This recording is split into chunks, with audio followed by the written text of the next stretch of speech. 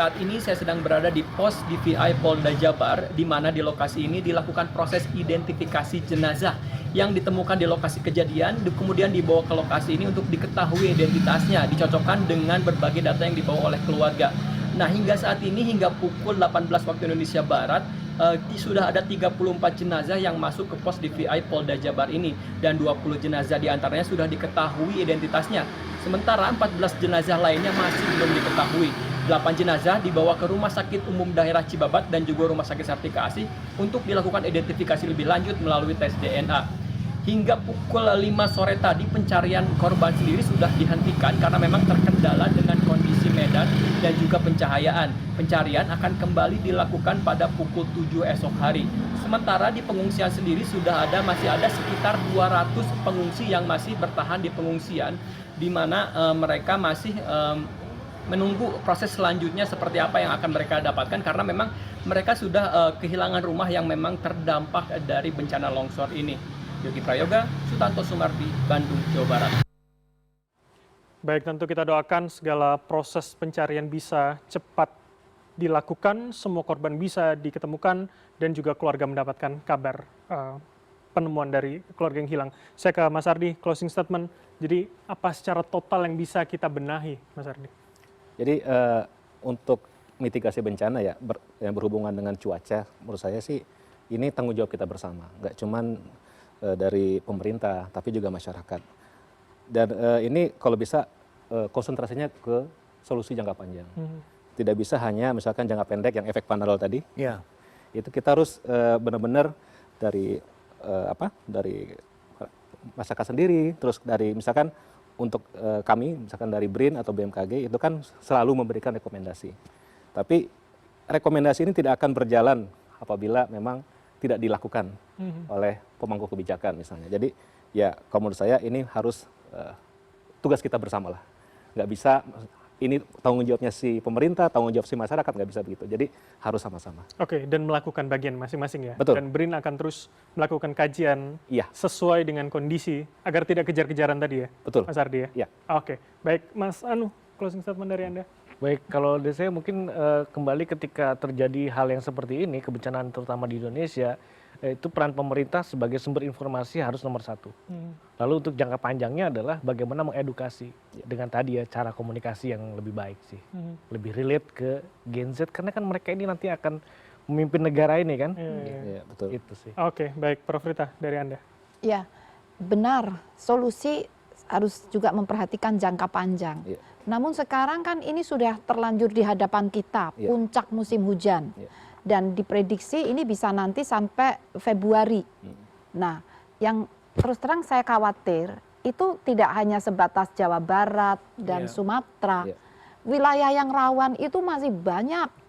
Dan puncak musim hujan nanti Februari ini kan mulai bergeser Iya. ke arah tengah timur. Iya. Jadi ini mumpung belum masuk Februari, harusnya pemerintah daerah di misalnya Jawa Tengah, Jawa Timur, Sulawesi, semakin ke timur, itu udah siaga, udah siap-siap. Kira-kira belajar dari kejadian di Jawa Barat. Jawa Barat pun saya khawatir tidak hanya Cisarua. Yang lain juga bisa. Itu yang lain juga bisa. Jadi kabupaten yang lain di Jawa Barat itu juga harus siap-siap. Itu sangat-sangat penting sekali. Dan untuk jangka panjang, mohon kebijakan ataupun langkah-langkah yang dilakukan itu menjadikan hasil kajian sains atau riset itu benar-benar jangan kalahkan dengan kajian-kajian yang lain lah. Itu karena kalau enggak, ya akibatnya korban jiwa akan bertambah. Itu. Prof, ingin saya dalami, berarti artinya yang terjadi di Pulau Jawa hari ini itu juga pergeseran apa yang kemudian dialami Sumatera bulan lalu? Iya, karena itu kan utara dulu. Betul. Monsunnya kan masuknya, Betul. pintu masuknya dari Iya, utara, utara dulu. kena duluan. Dan lalu bergerak ke selatan. Betul. Selatan nanti bergerak ke tengah, ke timur. Dan juga selain fenomenanya bergeser, juga yang antri yang kena duluan Jawa Barat kenapa kok di Cisarua. Itu yang kita lihat lingkungan atau daya tekan apa ya terhadap kapasitas lingkungannya yang paling parah. Paling Rentan. Yang paling rentan. Jadi mohon maaf kayak antrean gitu ya.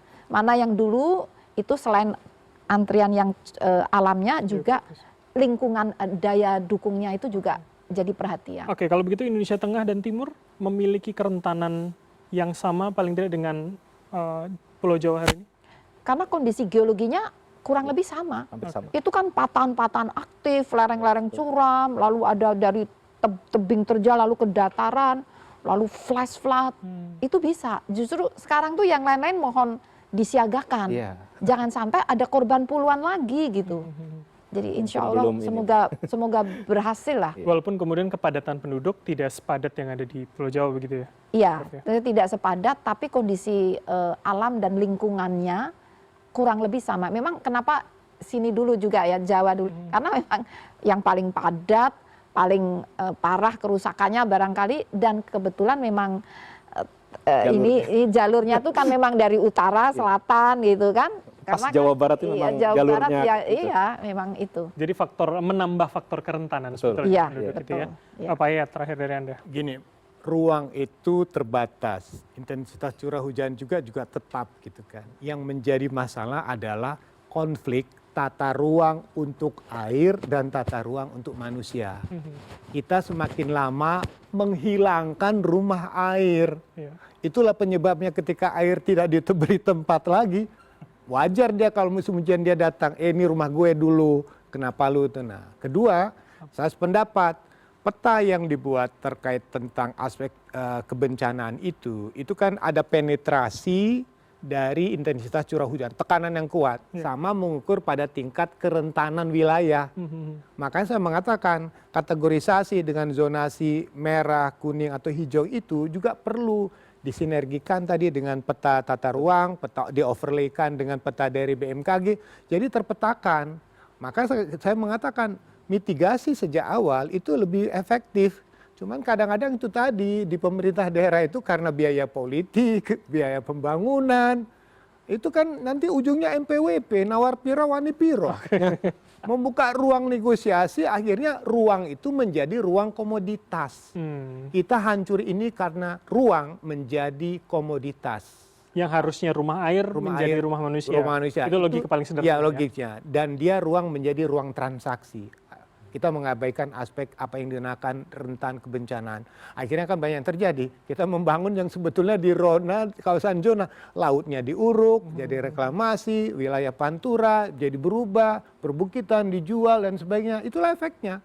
Karena tata ruang sudah berubah menjadi tata uang. Pun pertumbuhan penduduk juga menjadi masalah. Penduduk juga. Nah, ingat ya, Jawa ini paling sensitif. Karena dia sebentar lagi sudah menjadi pulau kota. Kalau pulau kota itu udah luar biasa, akan tinggi kebutuhan perumahan permukiman, industri meningkat, infrastruktur bertambah. Di mana batasan ruang lagi? Kalau sudah menjadi pulau kota, maka siap-siaplah suatu saat bencana akan datang. Oke, dan harapannya juga mitigasi sudah kita siapkan. Sudah siap. Sehingga angan-angan buruk itu tidak terjadi begitu. Tidak terjadi. Kita Baik. optimisme bahwa kita bisa mengendalikan tata ruangnya. Baik, terima kasih atas insight Pak Yayat, Mas Ardi, Prof. Rita, dan juga Mas Anu. Tentu kita berharap apa yang terjadi pada Pulau Jawa ini ada yang terakhir. Tidak merambat pada Indonesia Tengah pun Indonesia Timur. Cukup kita belajar dari dua kejadian yang ada di Sumatera dan juga di Pulau Jawa. Kami masih akan kembali pada hari dan jam yang sama di minggu depan. Untuk itu, saya Bram Herlamang pamit. Terima kasih dan sampai jumpa.